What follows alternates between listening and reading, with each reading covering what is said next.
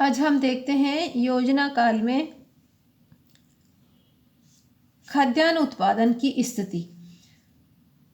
बच्चों, इसको देखने से पहले हमें सबसे पहले ये समझना चाहिए कि राजस्थान में खाद्यान्न उत्पादन में बहुत उतार चढ़ाव रहता है हमेशा। राजस्थान खाद्य उत्पादन की सबसे महत्वपूर्ण विशेषता ये है कि यहाँ बहुत अधिक उतार चढ़ाव पाया जाता है और उसका कारण मानसून की स्थिति है। यदि वर्षा अच्छी होती है तो खाद्यान्न उत्पादन बहुत अच्छा, काफ़ी अच्छी स्थिति में होता है, लेकिन यदि वर्षा कम होती है तो बहुत कम खाद्यान्न उत्पादन होता है।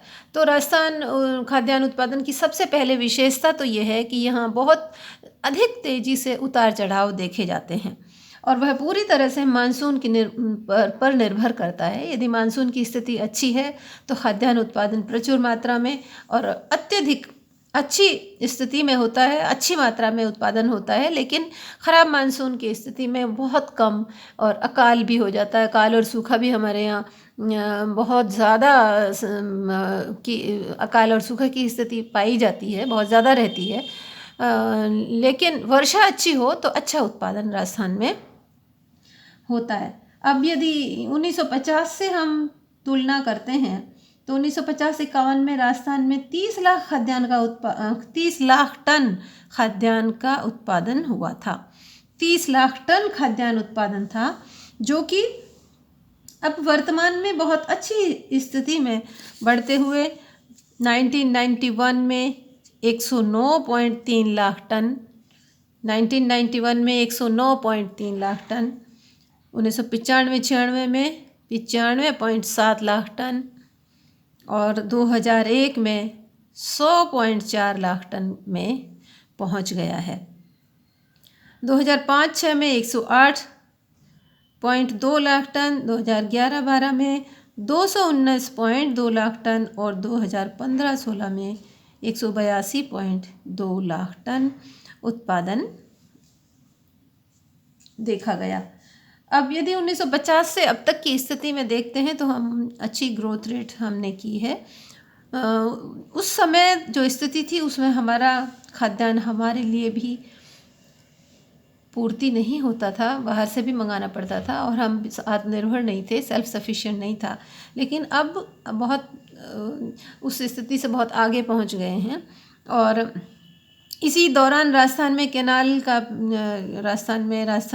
इंदिरा गांधी कैनाल जिसे अब कहा जाता है, इसके प्रादुर्भाव से, इसके आने से पानी की प्रचुरता मिल गई और राजस्थान का 60% क्षेत्र जो कि पानी के अभाव में रहता है और वो बहुत विस्तृत और रेगिस्तानी क्षेत्र है, उसमें उसके कुछ क्षेत्र में खेती संभव हो गई, जिससे कि बहुत ज़बरदस्त परिवर्तन खाद्यान्न में हुआ है और अब हम स्वयं आत्मनिर्भर ही नहीं है वरन संपूर्ण भारतवर्ष के खाद्यान्न की आवश्यकताओं को पूरा करने की क्षमता रखते हैं, यदि हमारी पूरी भूमि सिंचित हो जाए। राजस्थान की यदि सिंचाई की सुविधा राजस्थान में संपूर्ण रूप से उपलब्ध हो जाए तो राजस्थान अकेला भी काफ़ी कुछ मात्रा में खाद्यान्न उत्पादन कर सकता है। तो खाद्यान्न की ये स्थिति हमने देखी। अब हम यदि देखते हैं कि योजना काल में कृषिगत विकास पर कितना प्रतिशत व्यय होता रहा है। संपूर्ण योजना काल में कृषि के विकास पर व्यय की स्थिति से हमें पता चलता है कि राज्य किस प्रकार से कृषि को किस प्राथमिकता से देखता है। हमें मालूम है कि प्रथम पंचवर्षीय योजना तो कृषि और सिंचाई प्रधान योजना थी, दूसरी उद्योग प्रधान थी, तीसरे में फिर कृषि विकास के पर काफ़ी बल दिया गया था और अनेकों बार आपसे अब तक अनेकों बार कृषि प्राथमिकताओं पर कृषि पंचवर्षीय योजनाएं बनाई गईं और उसी के बदौलत हमने ग्रीन रिवॉल्यूशन हुआ, उसके बाद में और अनेक टेक्नोलॉजिकल संबंधित, उत्पादन संबंधित और वैज्ञानिक सुविधाओं और वैज्ञानिक शोध एवं आविष्कार संबंधित कार्य संपन्न किए गए। इस प्रकार कृषि के क्षेत्र में सदैव इस बात पर ध्यान दिया गया कि कृषि में विकास हो सके। लेकिन हम ये देखते हैं कि कितना प्रतिशत व्यय किया गया कृषि पर अभी तक, तो प्रथम पंचवर्षीय योजना में कुल व्यय का 6.6% खर्च किया गया था कृषि और कृषि संबंधित सेवाओं पर।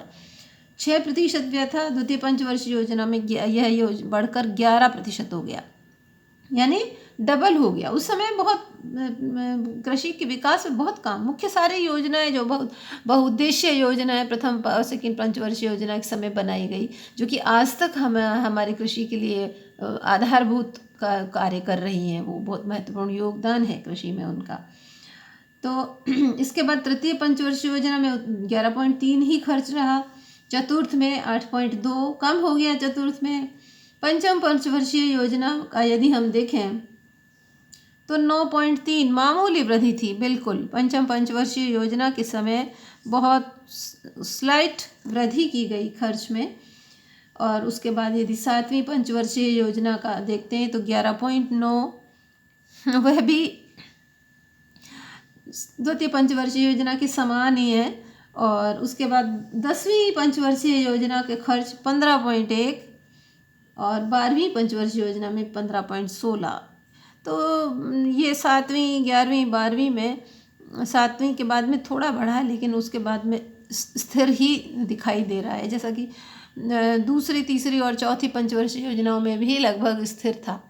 तो इस प्रकार हम देख रहे हैं कि यद्यपि 50 से यदि तुलना करते हैं तो कृषि में व्यय बढ़ा है, कृषि पर होने वाले व्यय में बढ़ोतरी हुई है, लेकिन सतत वर्षों में और जो कृषि का योगदान हमारे जो महत्वपूर्ण स्थिति हमारे लिए है, उसको देखते हुए कृषि के क्षेत्र में अभी बहुत विकास होना बाकी है और पर्याप्त राज्य के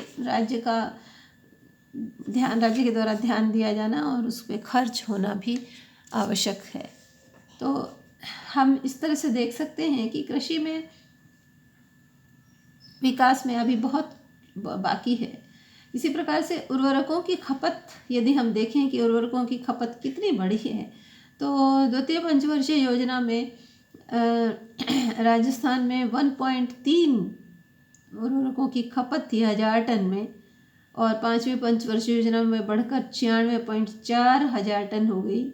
सातवीं योजना में वह 254.8 हजार टन हो गई। बहुत तेज़ी से वृद्धि हुई है। पहले बिल्कुल भी रासायनिक पदार्थ, उर्वरक और रासायनिक खाद वगैरह ये प्रयोग नहीं किए जाते थे। अब वर्तमान में इसकी बढ़ोतरी हुई है। 90-91 में 370.7 हजार टन प्रयोग किया गया और 2012-13 में बढ़कर 1335.2 हजार टन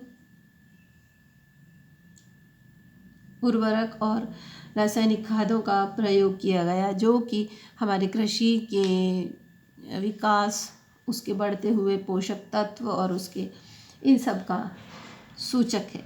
तो ये था कृषि में मुख्य प्रवृत्तियाँ, उसका उत्पादन और उसके विकास के कार्य। अब हमें ये देखना है कि कृषि की इतना सब कुछ होते हुए भी क्या कृषि में पर्याप्त विकास अभी तक हम कर पाए हैं। ये बहुत महत्वपूर्ण है कि कृषि के विकास के लिए अभी हमें बहुत आगे चलना है। राज्य का किसान अभी भी गरीब आर्थिक स्थिति में है। उसकी आय में महत्वपूर्ण इजाफा अभी इतना नहीं हुआ है। वह उद्योग के क्षेत्र को कहीं पर भी अभी प्रतिस्पर्धा की स्थिति में नहीं है और उसके विकास के लिए हमें बहुत कुछ करना है। सिंचाई की सुविधाओं का विकास होना चाहिए, वैज्ञानिक तकनीकी सुविधाओं का विकास होना चाहिए। ये सारी चीज़ें हैं, तभी कृषि को हम आगे बढ़ाया जा सकता है और उसमें विकास, बहुत कुछ विकास की संभावनाएं हैं जो कि आगे वाले समय के गर्भ में छुपी हुई है।